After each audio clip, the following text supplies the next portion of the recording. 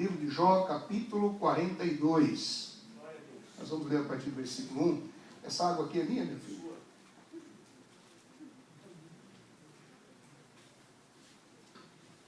Em São Paulo você vai tomar água e fica meio cismado, né? Estou puxando água lá do... Não, que é no volume morto. Misericórdia, você já imagina, né? Aqui não é isso não. Jó 42, a partir do versículo de número 1. Nós vamos ler. Todos acharam? Amém. Se você vê alguém que tem dificuldade em abrir a passagem aí, você ajude ela, para que todos possam acompanhar o texto bíblico. Diz assim a palavra do Senhor. Então respondeu Jó ao Senhor: bem sei que tudo podes e nenhum dos teus planos pode ser frustrado. Quem é aquele, como disseste, que sem conhecimento encobre o conselho? Na verdade, falei do que não entendia. Coisas maravilhosas demais para mim, coisas que eu não conhecia. Escuta-me, pois havias dito, e eu falarei. Eu te perguntarei e tu me ensinarás. Eu te conhecia só de ouvir, mas agora os meus olhos te veem. Por isso, me abomino e me arrependo no pó e na cinza. Tendo o Senhor falado estas palavras a Jó, o Senhor disse também a Elifaz, o temanita: a minha ira se acendeu contra ti e contra os seus dois amigos, porque não disseste de mim o que era reto, como meu servo Jó. Tomai, pois, 7 novilhos e 7 carneiros, e ide ao meu servo Jó, e oferecei holocaustos por vós. O meu servo Jó orará por vós, porque dele aceitarei a intercessão, para que eu não vos trate segundo a vossa loucura, porque vós não dissestes de mim o que era reto, como o meu servo Jó. Então foram Elifaz, o temanita, Bildade, o suíta, e Zofar, o naamatita, e fizeram como o Senhor lhes ordenara. E o Senhor aceitou a oração de Jó. Mudou o Senhor a sorte de Jó, quando este orava pelos seus amigos. E o Senhor deu-lhe o dobro de tudo quanto antes possuía. Então vieram a ele todos os seus irmãos, e todas as suas irmãs, e todos quantos dantes o conheceram, e comeram com ele em sua casa, e se condoeram dele, e o consolaram de todo o mal que o Senhor lhe havia enviado. Cada um lhe deu dinheiro e um anel de ouro. Assim abençoou o Senhor o último estado de Jó, mais do que o primeiro, porque veio a ter 14.000 ovelhas, 6.000 camelos, 1.000 juntas de boi, 1.000 jumentas. Também teve outros 7 filhos e 3 filhas. Chamou o nome da primeira Jamima, o da outra Késia, e da terceira Querem-Apuque. E toda aquela terra não se acharam mulheres tão formosas como as filhas de Jó, e seu pai lhes deu herança entre seus irmãos. Depois disto, viveu Jó 140 anos, e viu os seus filhos e os filhos dos seus filhos, até a 4ª geração. E então morreu Jó, velho e farto de dias. Amém? Amém. Bendita seja a santa e poderosa e inerrante palavra do Senhor nosso Deus. Meus queridos irmãos, esse é um texto que nós conhecemos, é um texto muito lindo, e que na hora que o nosso querido irmão veio dar o testemunho aqui, eu falei, olha, até uma confirmação da palavra, porque quando você vê aqui o versículo 10 dizendo: e mudou o Senhor a sorte de Jó. Amém. Foi o que aconteceu contigo. Deus mudou. Então, nós gostaríamos de falar um pouco nesta noite sobre a vitória que Deus nos dá nas adversidades. As adversidades são, na verdade, uma grande oportunidade que nós temos na vida para aprimorarmos a nossa fé, para alcançarmos ainda mais em Deus. Se nós não enfrentarmos adversidades, nós nunca vamos dar valor àquilo que nós conquistamos. As adversidades, elas existem em todos os momentos da nossa vida. A partir do momento que a pessoa nasceu, começa a adversidade, começa a ter fome. E aí, para matar a fome, precisa chorar. Claro que ela chora por uma questão cognitiva, até de instinto cognitivo. Chora e, daqui a pouco, ele sente um alívio, porque está mamando, está sugando, e aí vai aprendendo. Mas é uma adversidade, a fome é uma adversidade. Para andar é uma diversidade, a dificuldade do equilíbrio, né? A pessoa se mantém sobre as pernas. Eu estava lendo um livro sobre a questão da evolução, de psicologia e coisa e tal, que diz que para os animais, se eles pensassem como nós pensamos, eles olham para nós e veem assim, poxa, eles são grandes equilibristas. Porque nós somos, os quadrúpedes, no caso, eles olham para nós e falam, poxa, como é que eles conseguem andar aí sobre duas pernas somente? É uma diversidade, você vê que a criança anda, cai, levanta de novo e aí vai. Nós temos as adversidades todos os dias, a todos os momentos. O próprio Senhor Jesus, ele falou que nós teríamos adversidades desse mundo, porque esse mundo jaz no maligno. Esse mundo jaz no maligno é como uma criança que está no colo, bem encaixadinha ali, quietinha, e está muito confortável naquela situação. O mundo está dessa forma, ele está confortavelmente no maligno. Então nós temos as adversidades, só que essas adversidades que nós enfrentamos, quando nós estamos com Deus, ela nos ajuda a crescermos mais, a nós conquistarmos aquilo que Deus tem preparado para cada um de nós. A história de Jó diz aqui que Jó era um homem íntegro, Jó era um camarada bom. A própria Bíblia mostra Deus testemunhando a respeito dele. Isso é muito forte, Deus testemunhando. Deus chega em Satanás quando ele vem no meio dos filhos de Deus ali, e ele questiona a integridade moral, a integridade de Jó, a integridade espiritual, a integridade do relacionamento de Jó com Deus. Ele diz, olha, Deus está vendo lá meu servo Jó, como ele é temente a mim, como ele faz. E aí Satanás ele lança as armas que ele tem. Satanás é sujo. Veja bem o que ele quis fazer. E aí Deus sabia da condição de Jó. Muitas vezes nós falamos que Jó, existe aquele jargão de dizer que a paciência de Jó. Na verdade, Jó foi fé para conquistar, para conseguir passar por aquilo ali. Se bem que em alguns momentos ele ficou abalado na sua fé. Existem momentos realmente difíceis, mas a fé é que houve a perseverança para que ele conseguisse passar por essa luta. Então as adversidades, elas mostram que nós temos uma grande oportunidade de crescer. Jó perdeu a sua família, Jó perdeu os bens materiais que ele tinha, Jó perdeu a sua saúde. Quando nós perdemos os bens materiais, há uma dificuldade na vida, é triste, ninguém quer perder um carro, uma casa, um imóvel, quer perder algo que conquistou de patrimônio aqui nessa terra. Mas quando você, por alguma ocasião, perde isso, você ainda tem oportunidade, dependendo de circunstâncias, trabalhar, conquistar, comprar de novo. A família é diferente.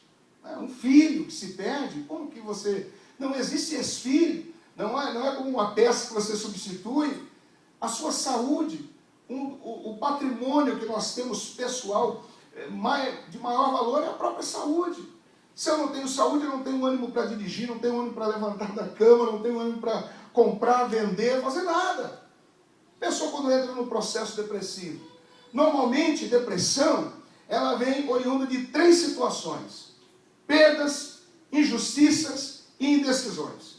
A pessoa teve uma perda muito grande, seja uma perda financeira, ou ela perdeu um relacionamento que ela tinha, o esposo, a esposa, o namorado, o noivo, o filho que se foi, ou o pai que se foi, alguma coisa que aconteceu, ou ele perdeu, como eu disse, um imóvel, uma perda financeira. Isso pode levar, isso não acontece com todas as pessoas, mas pode levar a pessoa ao processo de depressão.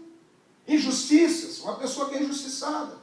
A pessoa sofre uma injustiça, não é? A pessoa fica amargurada com aquilo, ela não se conforma com aquilo ali.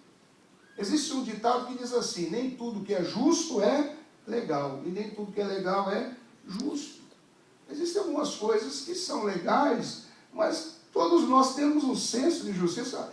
Isso não é legal, eu estou me sentindo enganado aqui, alguma coisa aconteceu. Eu entrei esses dias no estacionamento ali próximo da igreja, que eu fui pagar uma conta, e foi no dia do jogo do Brasil, agora na terça-feira, na segunda, né? E eu entrei, quando eu parei o carro, que eu fui no banco, aquilo estava entupido de jeito. Eu falei, não vou ficar aqui, eu não preciso pagar isso aqui hoje, era um depósito que eu ia fazer. Eu vou sair, voltei, entrei lá, fui lá no camarada do estacionamento, e falei, fazia 2 minutos que eu tinha entrado com o carro. Ele falou, o senhor tem que pagar. Eu falei, mas 2 minutos, meu irmão, não tem tolerância esse negócio? Não, não tem não. Eu falei, isso é injusto. É injusto. tinha que pagar. Ele falou a placa lá, aí eu vi lá, não tinha. Uma coisa injusta. Hoje, por exemplo, eu lá no aeroporto fui lá e comi uma esfirra. Dá uma esfirra para mim, paguei não sei o quê. R$10 uma esfirra. R$10 lá em Congonhas. É legal, você tem que pagar, não pagar, você vai preso com a uma esfirra. Mas não é justo. Não é verdade? Nós nos deparamos com a situação. Claro que eu não fiquei deprimido por isso, não estou com depressão por essa injustiça. Mas existem algumas injustiças que podem levar a pessoa a um processo depressivo. A pessoa que ela é indecisa, é o outro ponto. As indecisões, uma pessoa muito indecisa, ela pode sofrer um processo de depressão. Compro, não compro, vendo, não vendo, caso, não caso, namoro, faço, não faço. A pessoa chega um momento que ela acaba ficando depressiva em razão disso. E Jó, ele passa por uma situação assim, ele perde família, ele perde saúde, ele perde dinheiro, ele perde tudo, ele só não perdeu o quê? A fé. Ele só não perdeu a intimidade com Deus, ele continuou crendo que Deus poderia mudar a história da vida dele. Mesmo nos momentos mais difíceis. Então, se você entrou aqui hoje, numa situação como essa, talvez você foi injustiçado, talvez você esteja indeciso por alguma coisa, talvez você seja uma pessoa que sofreu uma injustiça, você teve alguma perda, seja na área da tua vida que for, entenda uma coisa, você perdeu alguma coisa que não pode abalar o teu relacionamento com Deus. Amém. Você tem que continuar firme com Deus, para que Deus possa mudar a história da tua vida. Como aconteceu com Jó. Como aconteceu, você vai passar pela luta? Vai passar por dificuldades? Vai passar por dificuldades, mas Jesus vai passar junto contigo. Amém. E isso vai garantir a vitória para a sua vida. Existem algumas coisas aqui que eu anotei, como foi mudada a sorte de Jó, e pode mudar a nossa também e a sua. Em primeiro lugar, a virada final de Jó, ela aconteceu por um motivo aqui. Eu vou elencar alguns, vou elencar pelo menos 3. O primeiro deles, quando nós acreditamos que Deus está no controle da nossa vida. Esse é o primeiro passo que eu tenho que ter, é a primeira posição que eu tenho que ter, para que Deus possa mudar a história da minha vida em uma adversidade. Eu jamais posso deixar de acreditar que Deus está no controle da minha vida. Amém. Se Deus não estiver no controle, se eu acreditar, se eu conseguir colocar em minha mente, se eu admitir isso em minha mente, se eu admitir o diabo colocar na minha mente que Deus não tem mais o controle da minha vida, aí eu estou com tudo perdido. Eu vou deixar de acreditar, eu vou deixar de adorar a Deus, de buscar em Deus. Eu vou deixar de orar, eu vou deixar de buscar, de ler a Bíblia, de vir num culto. Eu vou começar a esfriar na fé. É exatamente isso que o diabo quer. Então eu não posso deixar de acreditar que Deus está no controle da minha vida. Você não pode deixar. Satanás, o que ele queria era isso, olha.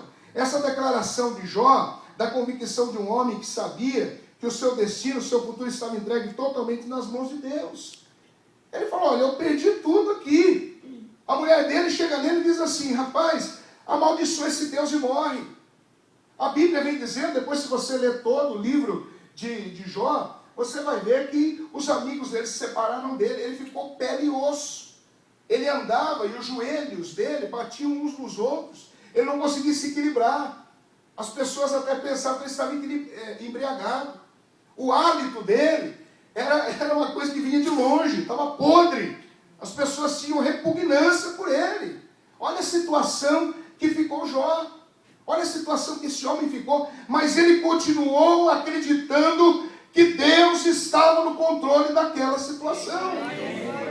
Deus está no controle da situação da sua vida, meu irmão.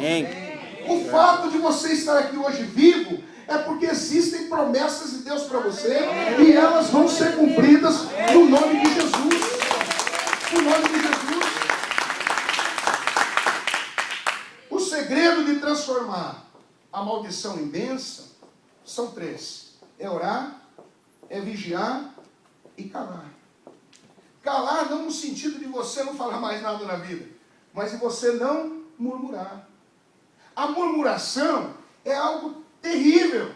Você já teve do lado de uma pessoa que murmura? Está em algum lugar, uma pessoa está assim, não, sai desse jeito. Não, vai, ele está falando, eu estou dizendo, não vai dar certo, não vai, Murmuração. Por que que Deus, ele acabou com aquela raça do pessoal mais velho que estava lá no deserto? Pessoal murmurador. Pessoal não acreditava. As pessoas que estavam ali no deserto, aqueles que saíram primeiro, eles deixaram de acreditar que Deus estava no controle ali no deserto. Eles passaram a acreditar que eles estavam com as suas vidas largadas naquela situação. Que Deus havia perdido o controle e que eles iam morrer de sede e de fome no deserto. É exatamente o jogo do diabo. É exatamente o que o diabo quer que você pense, que eu venha pensar que nós vamos morrer no deserto. Não, meu irmão. Deus nos tirou do Egito, nós estamos caminhando no deserto, mas nós vamos chegar na Canaã. Amém. Você vai chegar em Canaã. Amém. Existe uma promessa de Deus. Então nós não podemos murmurar, nós temos que orar, temos que vigiar. Orar é ter um momento para conversar com Deus. Nós tiramos tantos momentos na vida para tantas coisas. Quando nós vamos assistir um jogo de futebol, passa rapidinho, não é? É rápido, senhor. Principalmente se o time estiver ganhando, é rápido, se tiver no final lá aquela angústia, aquele negócio, acabou. A pessoa senta em frente à internet, no computador.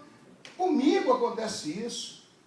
Você está ali na frente da internet, eu vou ver isso. E se você bobear, você entra, um abençoado desse te manda um vídeo junto de um e-mail, junto ali, anexo para você ver. Você vê, aí aparece uma outra coisa que interessa.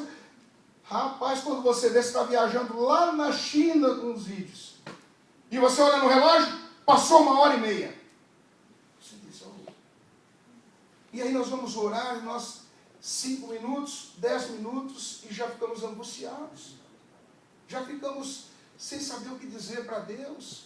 Já ficamos ali achando que estamos falando, se não tivermos uma conscientização de que o Espírito Santo de Deus, Ele está conosco. A Bíblia diz que Ele intercede por nós com gemidos inexprimíveis. Amém. Existem realmente momentos que você está tão angustiado que você já não sabe mais o que clamar para Deus. Mas o Espírito Santo de Deus, Ele está clamando por você. Ele conhece a sua vida, Ele conhece o seu deitar, o seu levantar, as suas angústias.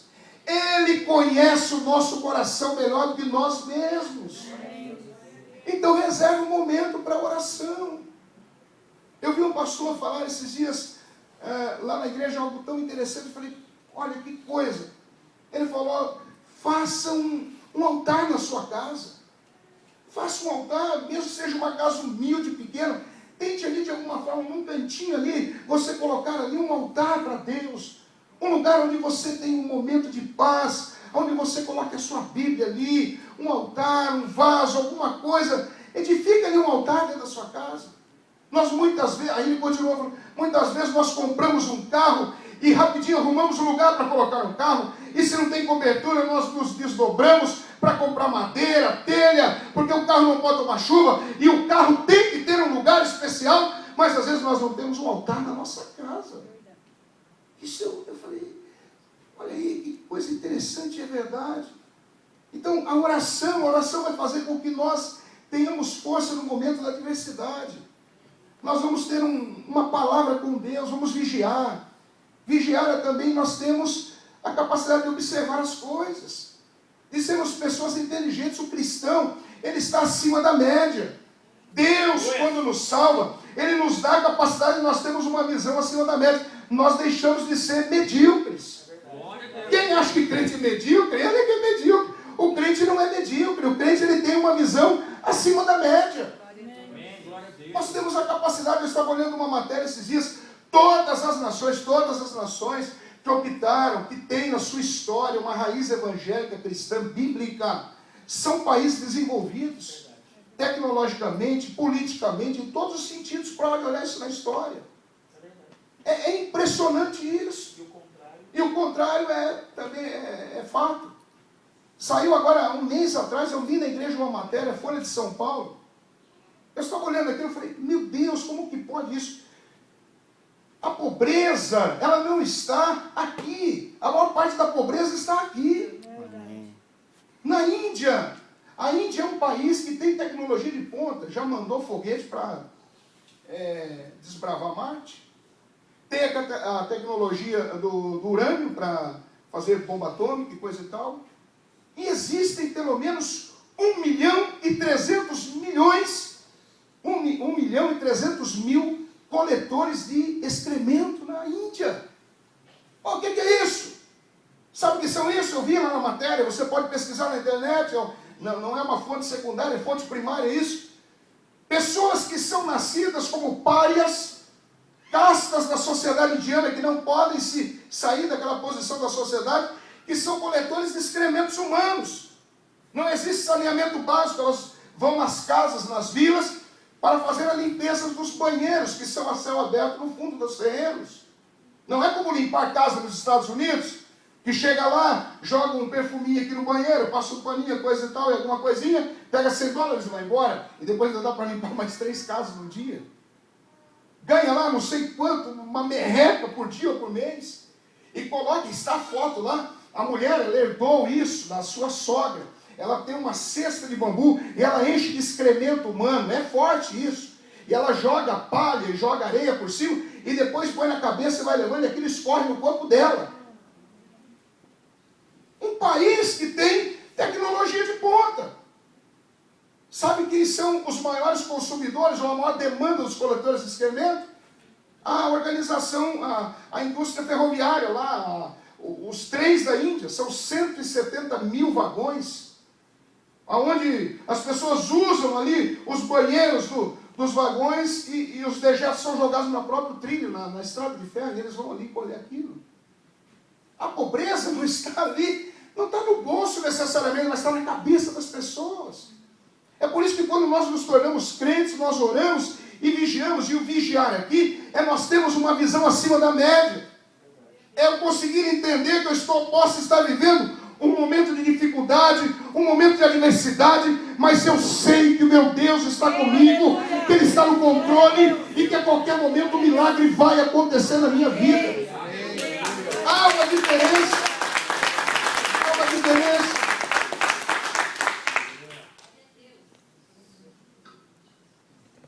É triste que muitos irmãos não consigam enxergar a Deus quando estão passando por momentos difíceis.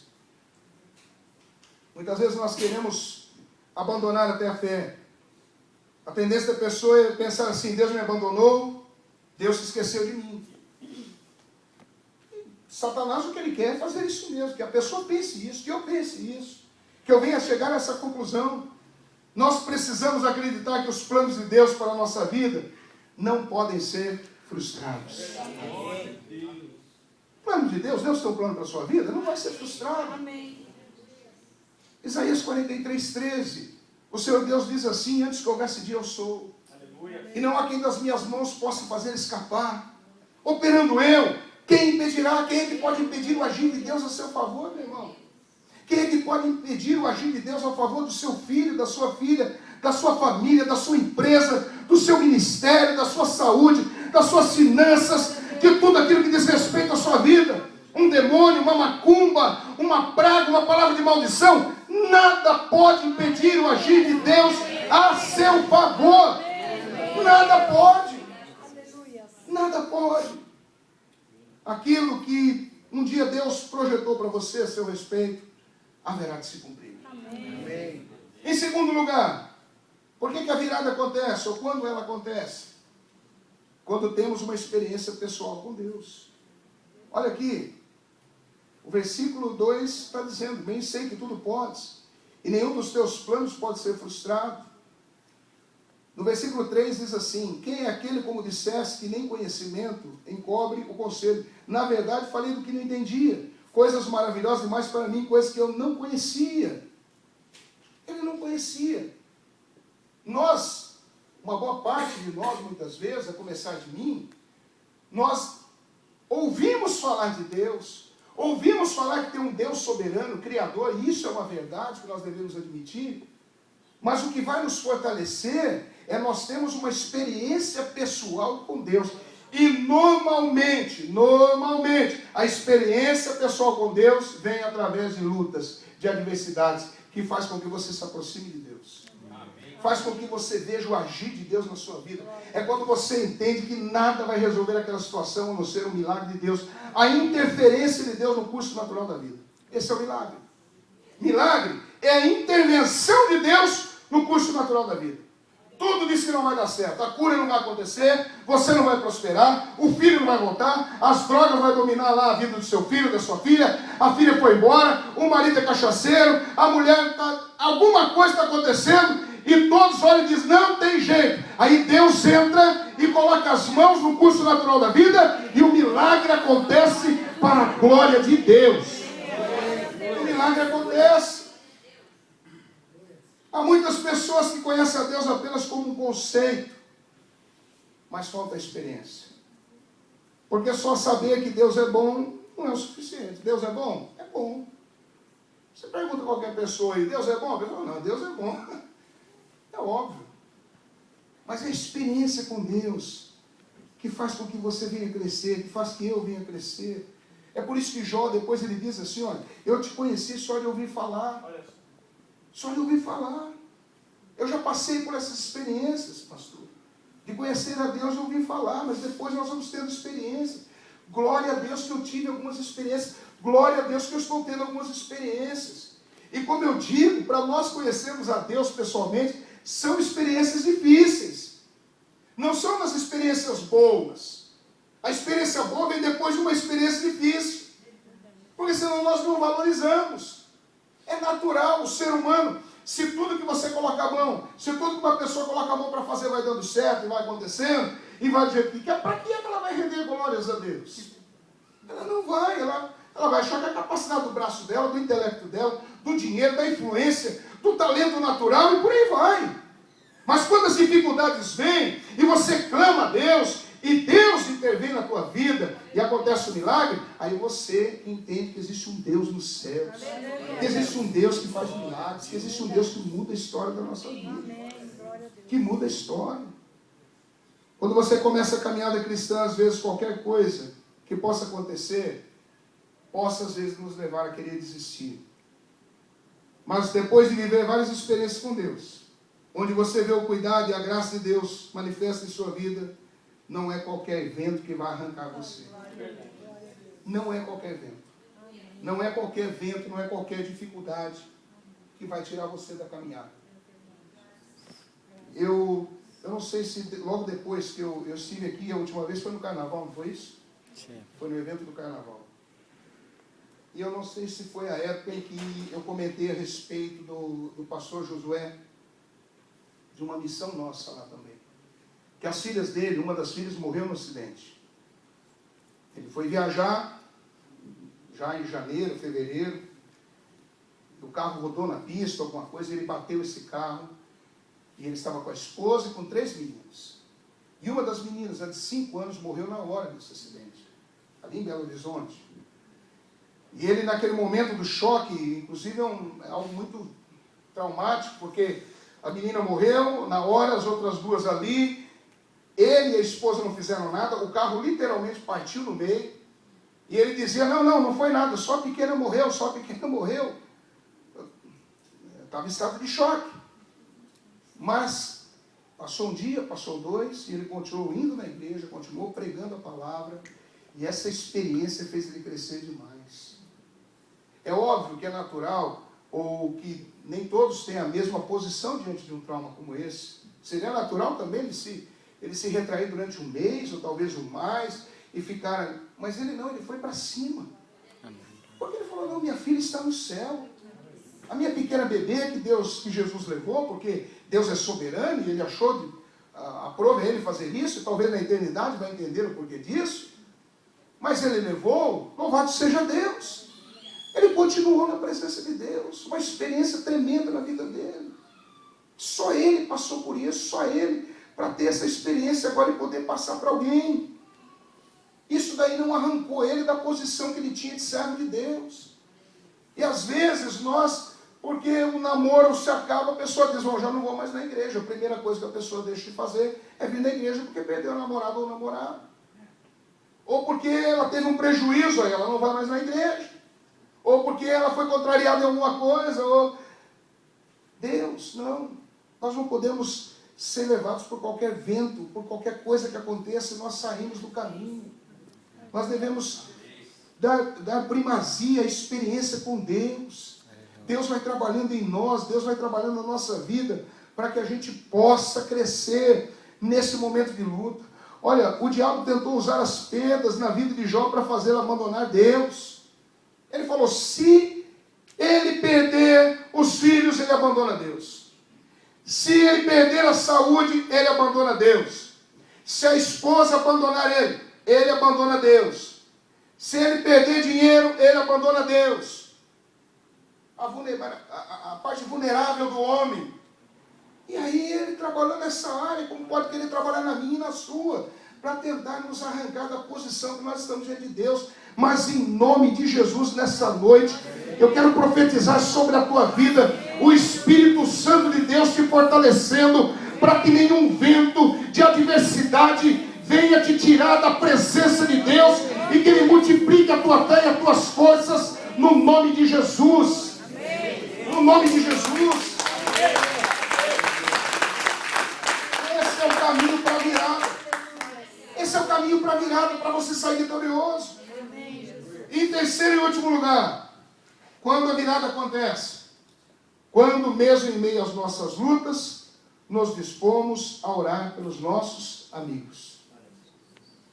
Está na luta, mas vai orar pelos amigos.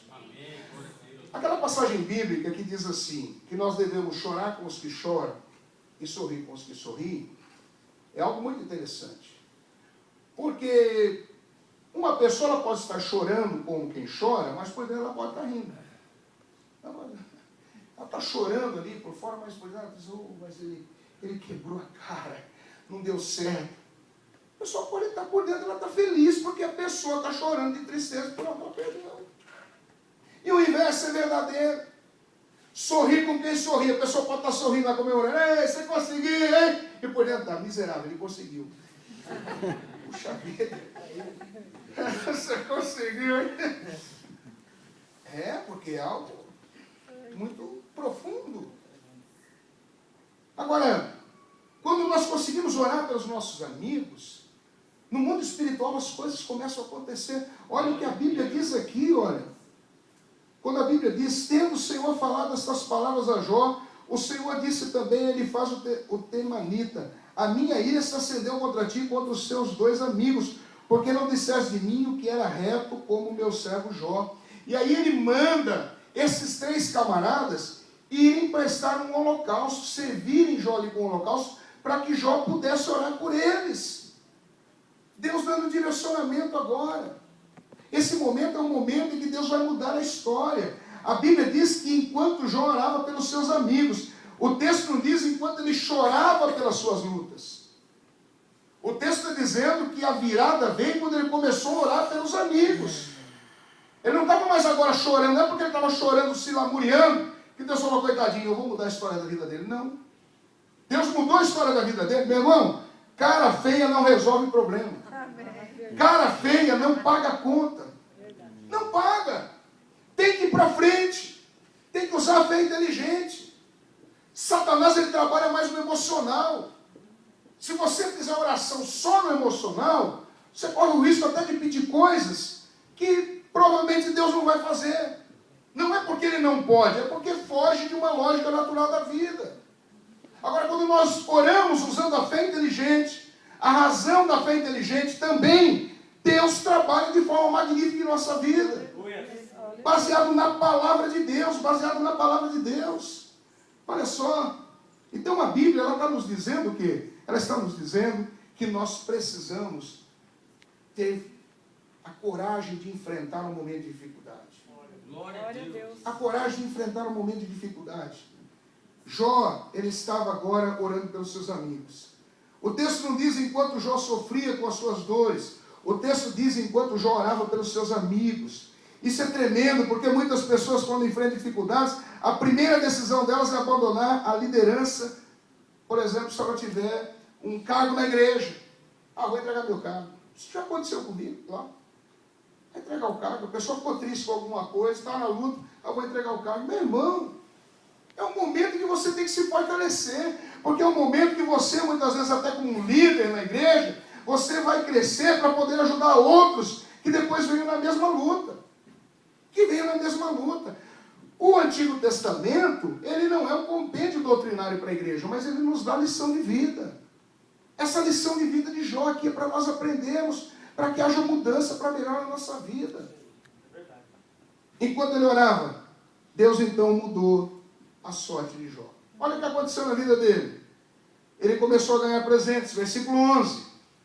Então vieram a ele todos os seus irmãos e todas as suas irmãs, e todos quanto dantes o conheceram, e comeram com ele em sua casa, e se condoeram dele, e consolaram de todo o mal que o Senhor lhe havia enviado. Cada um lhe deu dinheiro e um anel de ouro.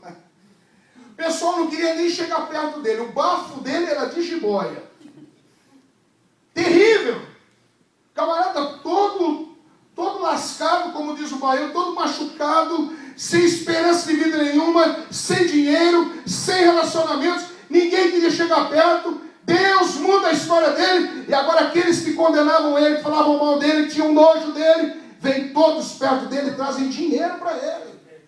Trazem presentes para ele. Meu irmão, Deus está dizendo nessa noite que se você continuar nesse propósito, Ele vai levantar pessoas para te abençoar. Recebe essa palavra no nome de Jesus, guarda ela no teu coração.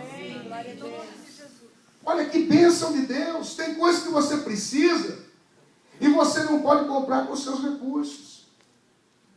Você precisa, tem coisas que eu preciso, eu não posso comprar com o meu recurso, mas Deus providencia.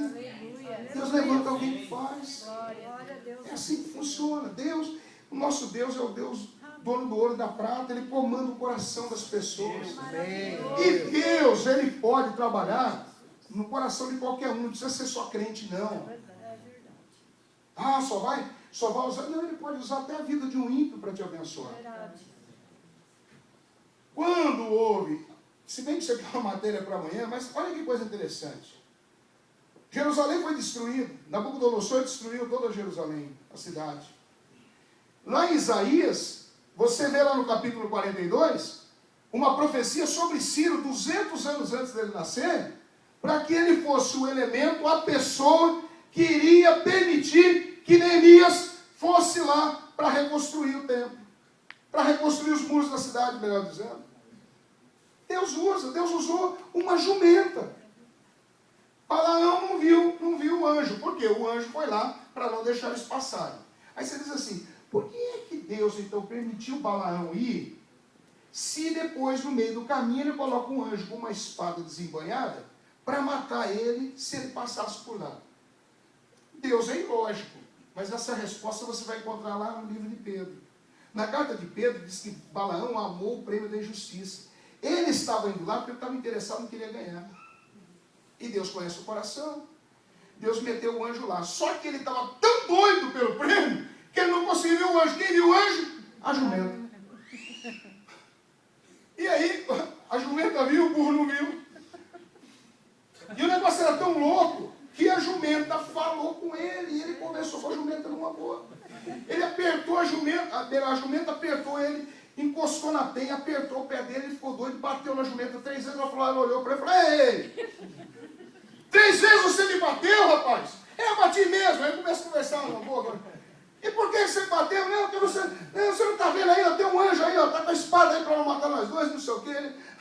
Aí, Deus usou uma jumenta, Deus pode usar a vida de qualquer um. Amém. Quando Jeremias foi colocado lá naquela cova, naquela cisterna, Deus levanta quem? Deus levanta um escravo lá. Uma pessoa que ninguém poderia imaginar. E essa pessoa vai lá e fala com o rei e diz, olha, tem que tirar Jeremias de lá, ele está lá no buraco, acabou a água, não tem pão, ele vai morrer. Aí o mesmo rei que mandou colocar ele lá, falou, vai lá e tira ele. Pega os camaradas e tira ele de lá. E tiraram Jeremias daquela cova, daquele buraco. A Bíblia relata que é com panos velhos, rotos, podres. O sobrenatural de Deus, bem provavelmente para colocar Jeremias no buraco, usaram toda a estrutura do reino que tinha de melhor. Corda boa, iluminou, desceu tudo certinho. Para tirar foi tudo daquela forma improvisada. Mas Deus fez. Então Deus, para trabalhar na sua vida, meu irmão, é de hoje para amanhã. Ele deu a ordem, logo acontece. Amém. Aleluia. Bens materiais. Jó, então, ele tem esse prazer de ver a sua vida mudar. A Bíblia diz, olha, que Deus dobrou Versículo 12. Assim abençoou o Senhor o último estado de Jó, mais do que o primeiro. Ele dobrou as bênçãos ou os bens materiais que Jó tinha. Que essas adversidades que eu passe, que as adversidades que você possa estar passando, que você possa estar vivendo, elas sirvam para você como um degrau, para você crescer. Para você olhar para trás amanhã e dizer, eu recebi de Deus. Amém. Experiência pessoal com Deus. Aleluia. Oração, vigiar, não murmurar, creia. Olha que coisa linda que esta igreja. Quando eu vim aqui a primeira vez, era ali naquela mágoa. Talvez você chegou hoje aqui, você vê a igreja pronta. Sabe, olha que bacana. E antes disso, as dificuldades convertem, mas é assim que funciona. Falei hoje para o pastor, cheguei e falei, pastor, que bênção, quarta-feira tem 9 pessoas aqui no louvor, contei, tinha 9. Que bênção. Ele falou, pastor, mas nunca foi assim. Eu já orei aqui nesse altar, aqui chorei, coloquei os instrumentos aqui de forma profética, aqui, ó, o baixo, a bateria, tal, tudo aqui profeticamente, que ainda não tinha músicos. E eu chorei aqui no altar e clamei. É assim que funciona. Oração, jejum, buscar em Deus. Experiência pessoal, aí a pessoa passou a conta com satisfação, olha, experiência com Deus. Deus levantou a vida dos levitas para estarem aqui. Da mesma forma acontece contigo. Ah, pastor, você não sabe a dificuldade que eu estou passando. Meu filho saiu de casa, está lá nas drogas, está usando crack. Deus pode mudar a história da vida dele. Deus pode alcançar o seu filho lá na biqueira das drogas, se ele estiver lá agora. A minha filha foi embora de casa, você pode estar dizendo, Deus pode alcançar ela. Ah, eu estou orando meu esposo para ele vir na igreja. Deus vai alcançar a vida dele. Continue orando. Continue clamando. Nós temos um Deus que ouve a nossa oração. Ah, pastor, eu sou o único crente de casa. Louvado seja Deus, porque você já está na sua casa. Você é uma coluna profética ali, meu filho. Você é uma coluna profética. Bate o pé no chão, firme aí a sua fé. Não é isso, irmão? Você não estava orando? Ah, estava dando errado o negócio da casa. Vamos continuar orando, vamos continuar clamando. Aleluia. Então, se você clamar, você vai ter experiências com Deus. E Deus vai responder a sua fé no nome santo e poderoso de Jesus. E a virada vai ser grande. O milagre vai ser grande. Assim como Deus virou o cativeiro de Jó, da miséria, da vergonha, da tristeza, da dor, da separação, para a alegria, para a vida, para a saúde e prosperidade, assim será na sua vida, no nome santo e poderoso de Jesus. Se você crer nisso, aplauda o Senhor. Vamos ficar de pé, no nome de Jesus. Nós vamos orar nessa noite. Eu quero fazer 2 orações, rapidamente, pastor. 2 orações nessa noite. A primeira delas, eu quero orar pela sua vida, você que talvez esteja nos visitando, você que já vem aqui há algum tempo, mas que até hoje você ainda não teve uma experiência com Deus, recebendo Cristo como Senhor. Receber o Senhor Jesus é você firmar uma aliança com Deus, é diferente de compromisso, como nós sempre falamos. É você crer pela fé que Deus ressuscitou o Senhor Jesus. E quando você crê isso no seu coração e você confessa com a sua boca, a Bíblia diz que você é salvo, seu nome escrito no livro. Aleluia! Você tem essa oportunidade nesta noite de mudar o trajeto da tua vida. Você tem a oportunidade de ter o seu nome escrito no livro da vida. Você tem a oportunidade de ser uma pessoa diferente. Saber que o sangue de Jesus está sobre a sua vida. É tão linda essa questão quando nós vemos a história da Páscoa. Eu sempre digo que cristão não comemora a Páscoa, porque a Páscoa é uma festa judaica que foi substituída pela ceia. Jesus, ele comemorou a última Páscoa. Jesus era judeu. E Jesus senta com os discípulos e diz, olha, eu vou tomar essa Páscoa, realizar essa ceia agora, um novo testamento. E um testamento tem valor quando a pessoa morre. O sangue de Jesus deu valor a essa nova aliança. Por isso ele falou uma nova aliança. Aleluia.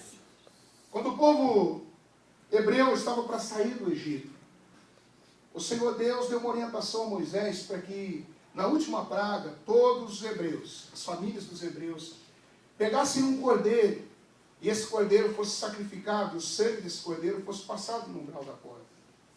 E esse cordeiro ele era observado do dia 10 até o dia 14 de Nissan, durante 4 dias. O cordeiro ele tinha um período em que as pessoas olhavam para aquele cordeiro e ficavam olhando para ver se ele tinha alguma mancha, algum defeito, alguma coisa que impedisse aquele cordeiro de ser sacrificado.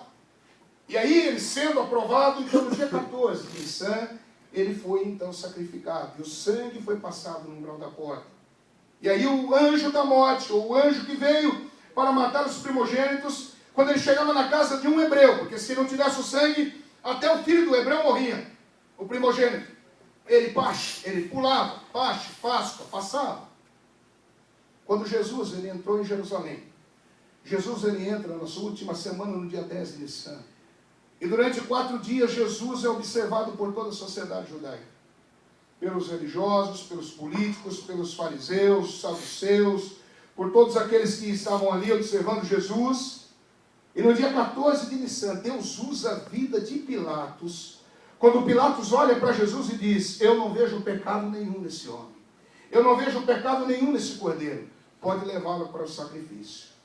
Se cumpre então aquilo que já estava dito desde aquela época como forma simbólica que foi acabar em Jesus Cristo. Por isso que quando você recebe Jesus, misticamente, ou seja, de forma sobrenatural, você recebe um selo de salvação Aleluia. Sobre a sua vida. Aleluia. E o poder da morte já não existe mais sobre ti. Se você quer receber a Jesus nessa noite, basta aí mesmo, onde você está, levantar a sua mão. Se você quer receber a Cristo como Senhor. Nós temos alguém? A moça aqui, é isso? Não? Amém. Temos alguém? Alguém que queira reconciliar-se com o Senhor. Talvez nessa noite você está se lembrando que você está distante por algum tempo. Você perdeu aquela comunhão com o Pai, porque você saiu e ficou algum tempo fora. Mas Jesus tem um coração muito grande, amoroso, Ele é o Pai. E Ele dá oportunidade a você de voltar de novo. Se você quer reconciliar-se, você também tem essa oportunidade nessa noite. No nome de Jesus. Nós teríamos alguém, o Espírito Santo de Deus, Tu que conhece a tudo e a todos. Você é livre para isso agora, em nome de Jesus. Em nome de Jesus.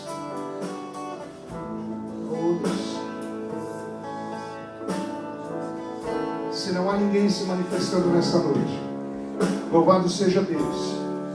E se houver alguém que não quis levantar a sua mão, que o Senhor providencie na sua vida uma segunda oportunidade. Eu quero orar pela sua vida agora mesmo, aí mesmo onde você está, porque depois o pastor vai fazer a oração. Pode ser? Vem aqui à frente do altar, nós vamos orar.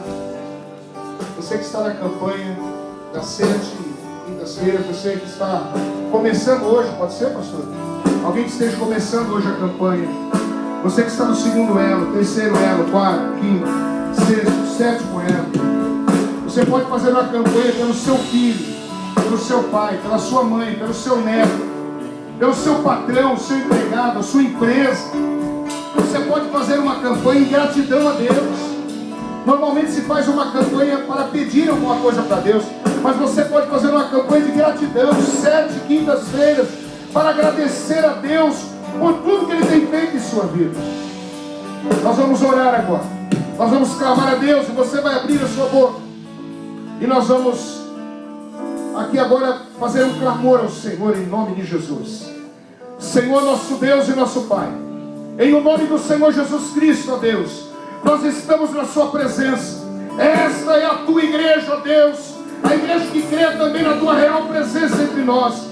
Que o Senhor agora mesmo, ó Deus, esteja visitando a vida de cada um dos teus filhos, ó Pai, em o nome do Senhor Jesus. Que todos aqueles que estão enfrentando, meu Pai, alguma adversidade na vida, seja na área financeira, seja nos relacionamentos familiares, seja, ó Deus, na área da saúde, que o Senhor possa agora, em nome de Jesus, estar entrando com um braço forte, com mão poderosa, ó Deus, e estar agora arrancando todo o mal, todo o trabalho que Satanás tem lançado, toda palavra de maldição, todo desafio contra